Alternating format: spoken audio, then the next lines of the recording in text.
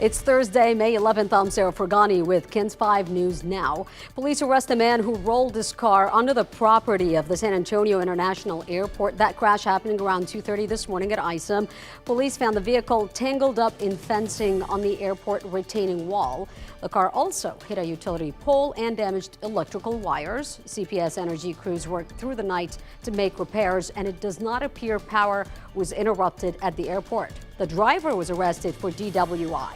Some San Antonio residents are concerned about a deadly spot on the city's northwest side. They say Grissom and Old Grissom roads have become the scene of too many crashes and deadly accidents. Eric Maldonado witnessed the most recent crash on Tuesday. A woman was killed after SAPD says she lost control speeding. Another woman died last August when her car collided with a truck. Maldonado is now asking his District 6 councilwoman for a traffic study. Melissa Cabello Haverda responded, saying she asked the city for a traffic light. Was told that they were going to try to look into the budget for it, but I have not heard anything back since then. A spokesperson says the request was received by Public Works last August and are now looking into it. We also reached out to the city's Public Works Department, who then responded in a statement saying they did complete a traffic study in December and found the intersection did not meet the requirements for a signal, but another study will be done soon. Title 42 is set to end tonight at 10:59 our time. It gave border officials broad authority to quickly expel migrants to Mexico over COVID concerns. Today, the Biden administration begins a new policy of denying asylum to migrants who arrive at the U.S.-Mexico border without first applying online or seeking protection in a country they pass through. Right now, federal officials are trying to discourage migrants from crossing as cities along the border brace for an expected surge.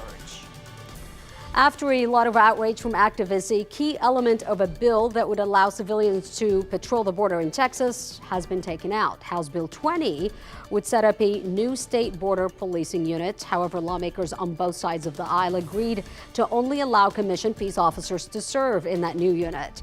Those against the bill were concerned it would lead to racial profiling and the targeting of U.S. citizens. Along with Title 42 expiring, the COVID public health emergency also ends tonight, and you can expect some changes. The government will no longer send you free kits through the Postal Service, and unless you're on Medicaid, insurance companies will not have to cover COVID-19 tests either. COVID-19 vaccines will stay free for everyone until the national supply runs out. Also, after today, federal employees and contractors are no longer required to get vaccinated. The battle near the Alamo between the city and Moses Rosa's hideout is now headed to court. The bar is the lone business standing in the way of building the new Alamo Visitor Center and Museum. On Wednesday, the city filed a condemnation petition after their final offer to bar owner Vincent Conchu was rejected. The petition puts the two parties on course for a hearing with a court-appointed panel. Conchu's attorney saying the city does not have the legal authority to take the property. The city also saying they're still open to negotiating outside of court. The Seguin Police Department is relaunching their Crime Cam program, and they need your help. The department asking for local businesses and residents to register their security cameras or doorbell videos so that officers can quickly access footage to help solve a crime. Registration is voluntary, and police will contact you for permission to obtain that video. You could pick up a registration form at the police department, or you could visit the city's website for more info. Two FDA advisory panels have voted unanimously to recommend the selling of the birth control medication Opill over the counter. If the FDA gives it approval, it would be the first oral contraceptive to be sold without a prescription, and it could hit U.S. store shelves by the end of the year. Drug maker Perrigo told investors it expects the FDA to make a decision over the next 3 months.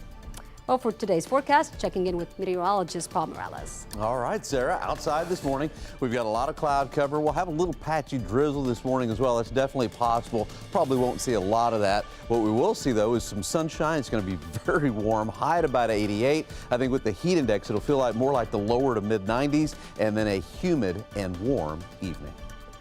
And that's KENS 5 News Now. Thanks so much for joining me. I'm Sarah Fergani.